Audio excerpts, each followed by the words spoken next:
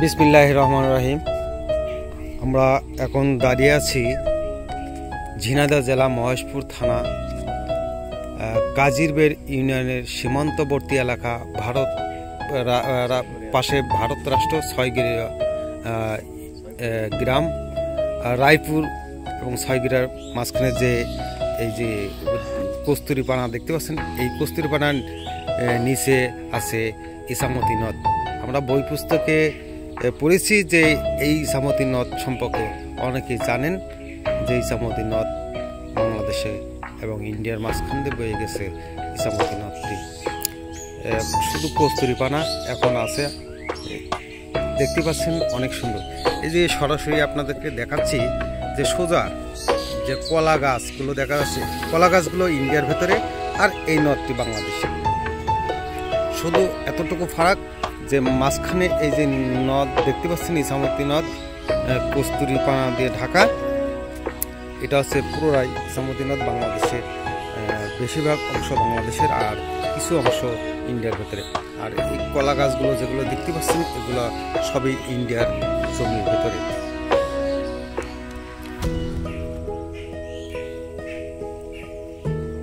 কেউ যদি মনে করেন যে এই কস্তুরীপানা উপর দিয়ে ইন্ডিয়া চলে যেতে পারবেন, তা মনে হয় যে যাওয়া যাবে। এত পরিমাণ যে কস্তুরী নদের ওপরে আছে, আমার দেখা দৃষ্টিতে এই প্রথম এত কস্তুরী।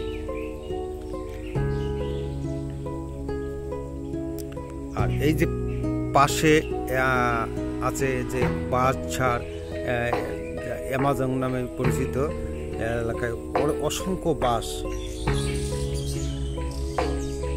আর যে এই যে ফিল্ড, একসময় এখানে ফুটবলের খেলা হতো, এখনো হয় না, কারণ এখনো সেই গোল বার আছে। দেখা যাচ্ছে হয়তো আবার খেলা হবে, মাঝে মধ্যে খেলা হয়।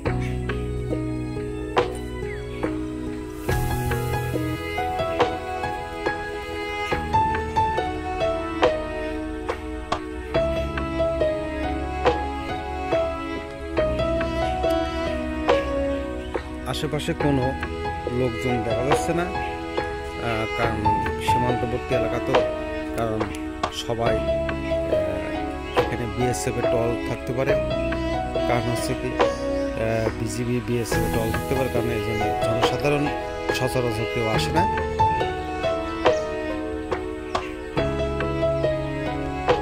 কারণ পার্শ্ববর্তী রাষ্ট্র ভারতের এই জমিগুলো যে দাঁড়িয়ে আছে, কলা গাছগুলো জমির ওপরে কলা গাছগুলো দাঁড়িয়ে আছে, আপনারা দেখতেই পাচ্ছেন। এই যে নদ, ইসামতি নদ, অনেক সুন্দর একটি ইসামতি নদ।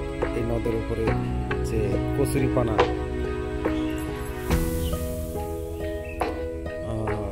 দেখানোর চেষ্টা করতেছি। আর অনেক সুন্দর কয়েকটি কস্তুরীর ফুল ফুটে আছে, অনেক সুন্দর। তা ভালো থাকেন, সুস্থ থাকেন, সবার জন্য শুভকামনা, দোয়া রইল।